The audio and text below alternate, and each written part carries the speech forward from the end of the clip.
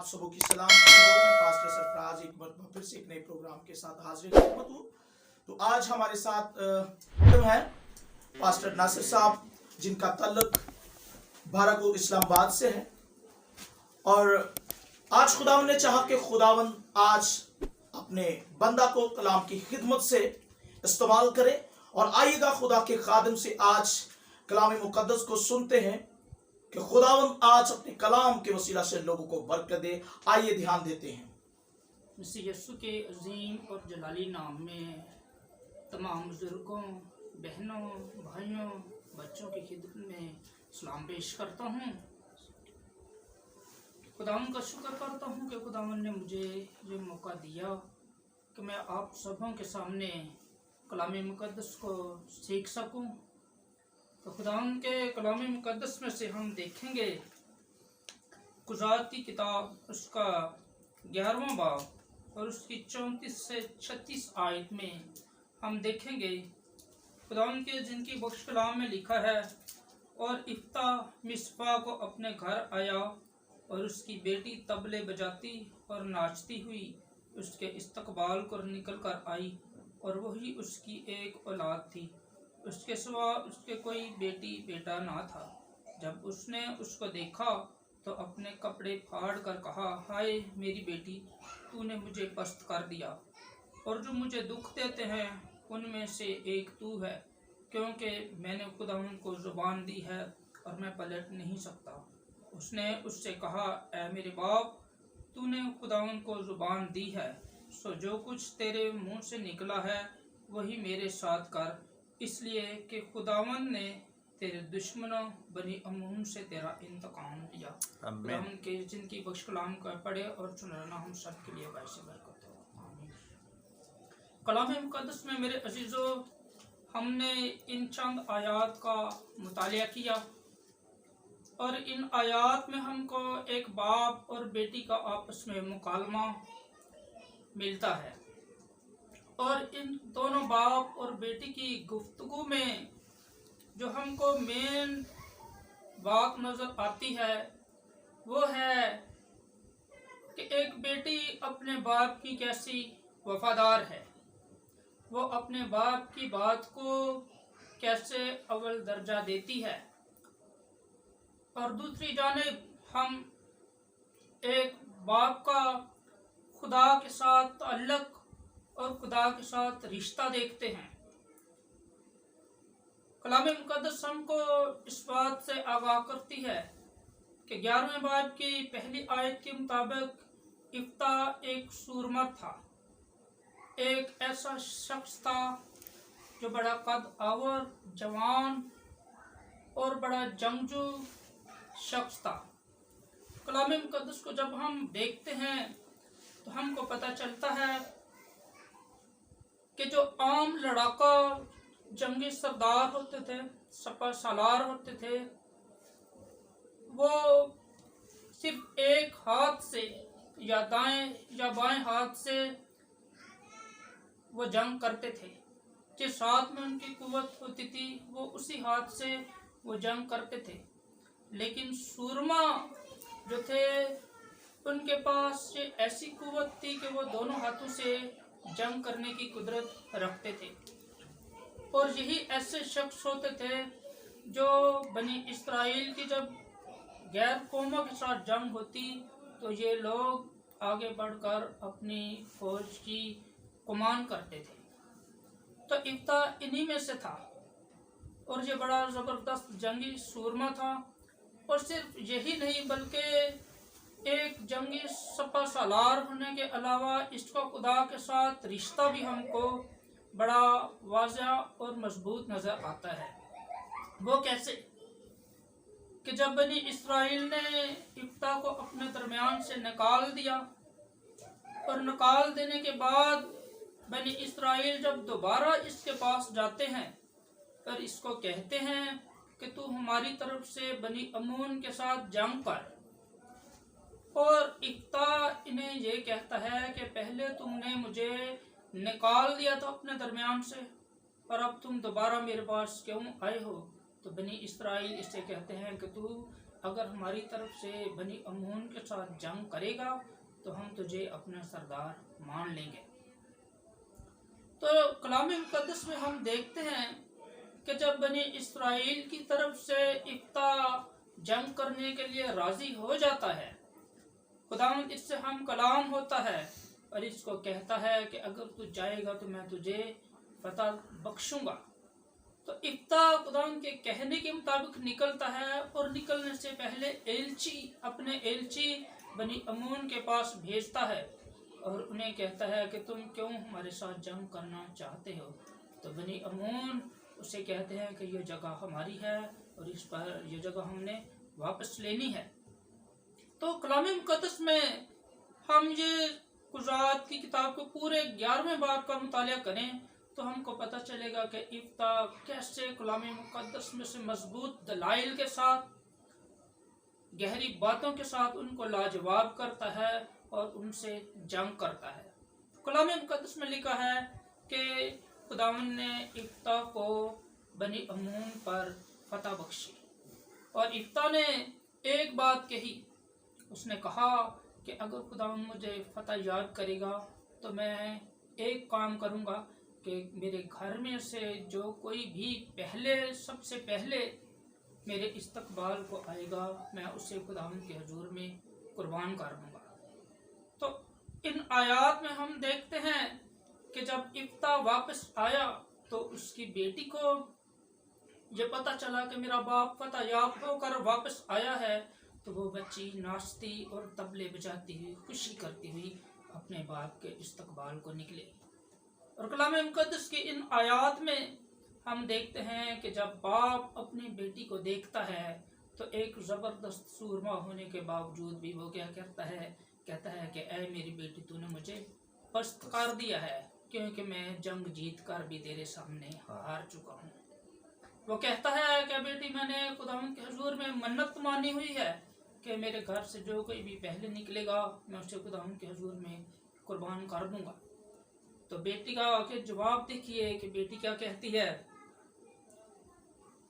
کہ اے میرے باپ تو نے خداوند کو زبان دی ہے، سو جو کچھ تیرے منہ سے نکلا ہے وہی میرے ساتھ کر، اس لیے کہ خداوند نے تیرے دشمنوں بنی امون سے تیرا انتقام لیا۔ ان آیات میں اس گفتگو میں میرے عزیزو باپ کا رشتہ خداوند سے کیسا نظر آتا ہے کہ باپ کو بنی اسرائیل اپنے درمیان سے نکال دیتے ہیں، اس کو خارج کر دیتے ہیں، لیکن ایسا ہونے کے باوجود بھی افتح خداوند کو نہیں بھولتا۔ اس کا خداوند سے تعلق ہے، اس کا خداوند سے ایک مضبوط رشتہ ہے، جو اس بات سے ہم کو پتہ کیسے چلتا ہے کہ خداوند افتح سے مخاطب ہوتا ہے، خداوند کا روح افتح پر زور سے جنبش کرتا ہے اور خداوند کا کلام اس پر نازل ہوتا ہے اور خداوند اسے فتح یاب کرتا ہے۔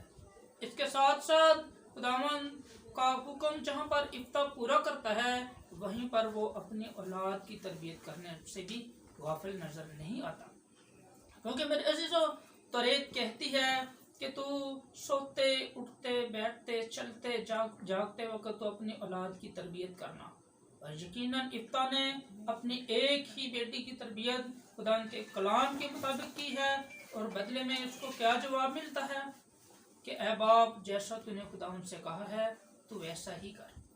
ایک وفادار بیٹی ہے، ایک وفادار والد ہے، ایک وفادار باپ ہے، باپ بھی اپنے خداوند سے وفادار ہے اور بیٹی بھی اپنے باپ سے وفادار ہے، اور اس کے پیچھے سبب کیا ہے کہ خداوند کے کلام کے مطابق عمل کیا جا رہا ہے۔ باپ خداوند کے کلام کے مطابق عمل کرتا ہے اور بیٹی بھی خداوند کے کلام کے آگے اپنے سر کو جھکاتی ہے، اور کلام مقدس اس بات سے آگاہ کرتی ہے کہ تو منت ماننے میں جلدی نہ کر، اگر تو منت مانتا ہے تو اسے پورا بھی کر۔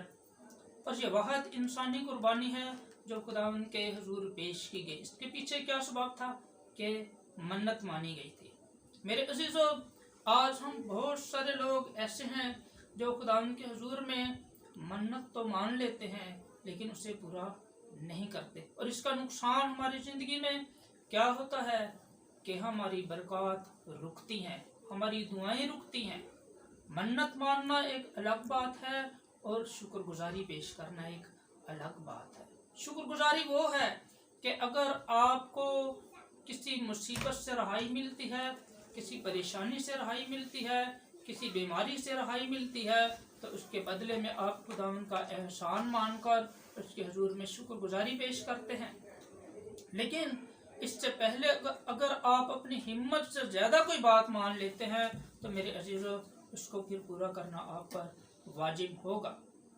यहाँ पर हमको एक बेटी की तरबियत इस लिहाज से नज़र आती है कि वो अपने बाप की वफादार है, अपने बाप के मुंह से निकले हुए अल्फाज को वो पूरा करती है। कैसे कि वो जानती है कि शरीयत क्या कहती है, वो जानती है कि खुदा का कलाम हमें क्या कहता है। इन तमाम बातों को लेकर अगर हम आज की ज़िंदगी में अपनी मसीही कौम की ज़िंदगी पर गौर करें, अपने मसीही बुजुर्गों और वालिदैन पर गौर करें, अपनी मसीही नौजवान बहनों की ज़िंदगी पर गौर करें, अपने मसीही भाइयों की ज़िंदगी पर गौर करें, तो हमको इसके बिल्कुल उल्ट नज़र आता है। सबब क्या है कि हम अपनी औलाद की तरबियत खुदा के कलाम के मुताबिक नहीं करते।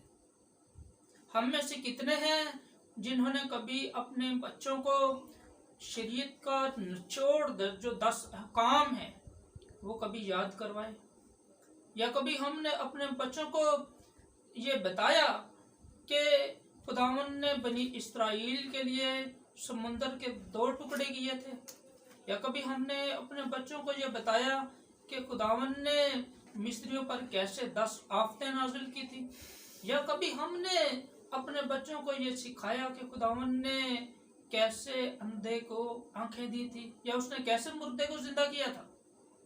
नहीं, हमारे पास इन चीज़ों का वक्त नहीं है।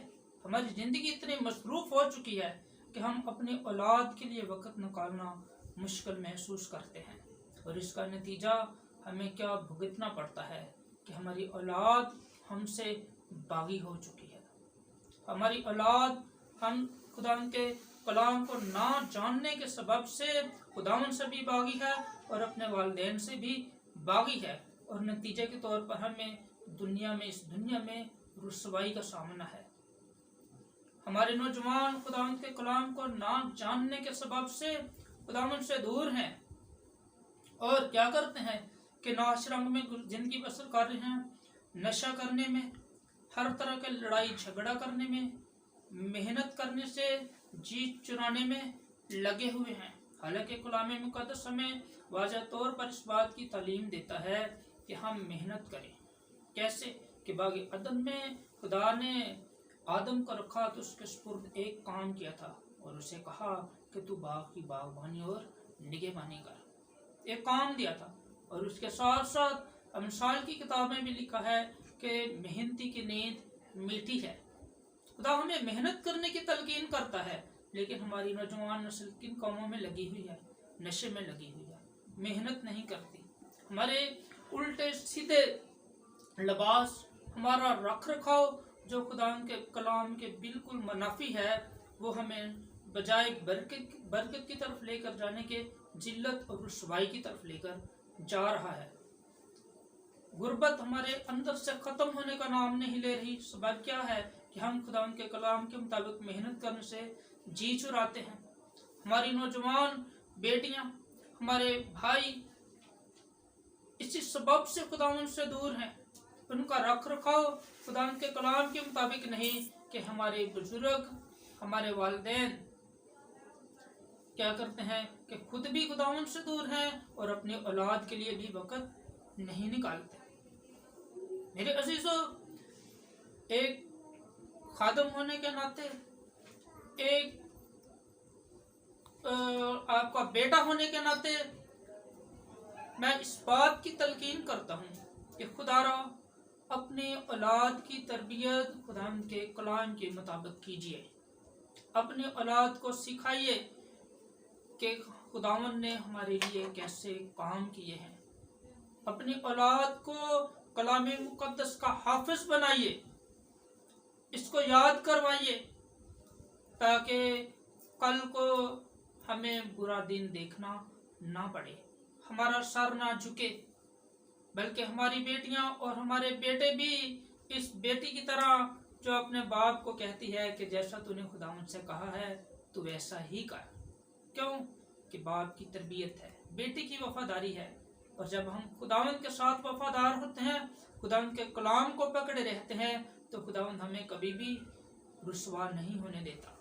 आज इस मुल्क में रहते हुए ज़रूरत इस बात ही की है कि मसीही वालिदैन एक हो जाएं, मसीही नौजवान एक हो जाएं, मसीही बेटियां बहनें एक दिल होकर खुदावंद के सामने झुकें और खुदावंद से कहें कि खुदावंद तो हमारी रहनुमाई कर, ताकि हम तेरे कलाम के मुताबिक अपनी ज़िंदगी बसर करें और इस दुनिया की तमाम फिक्रों से आज़ाद होकर माली तौर पर भी खुशहाल हो जाएं, रूहानी तौर पर भी खुशहाल हो जाएं और हमारे वसीला से दूसरे लोगों को भी बरकत मिले। खुदावंद इस कलाम के वसीला से हम सबको बड़ी बरकत बख्शे। आमीन। जी नाज़रीन, मैं इस बात पर ईमान रखता हूँ कि आज के कलाम के खूबसूरत अल्फाजों से आपने बरकत को रिसीव किया।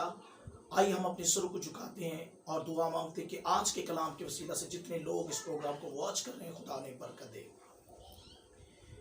यीशु बापा खुदा, आज हम तेरी शुक्रगुजारी करते हैं कि तूने आज कीमती कलाम की अजीम बातों को अपने खादम के जरिया से खुदा अपने लोगों तक शेयर किया। इस बात के लिए भी तेरी शुक्रगुजारी करते हैं। यकीनन यहोवा पाक खुदा, आज तेरे कलाम की क़ुव्वत से तेरे लोगों ने बरकत को रिसीव किया और मैं इस बात पर भी ईमान रखता हूँ कि तेरे कलाम की कुदरत के वसीला से तेरे लोग जो वो ज़ेरे पजीर हुए हैं, तुझ में पवस्त हुए हैं, तुझसे बरकत को रिसीव किया। और मैं इस बात पर भी ईमान रखता हूँ कि आज तेरे कलाम के वसीला से लोग फर्माबरदारी की ओर आ रहे हैं और तेरे कलाम के वसीला से खुदा वो बरकत पाते हुए नजर आते हैं। यीशु के जलाली बरकत कदूस नाम में, आमीन। अगर आपने अभी तक हमारा चैनल सब्सक्राइब नहीं किया तो अभी सब्सक्राइब करें और बेल आइकॉन को क्लिक करके हमारी लेटेस्ट वीडियोस के बारे में अपडेट जानें।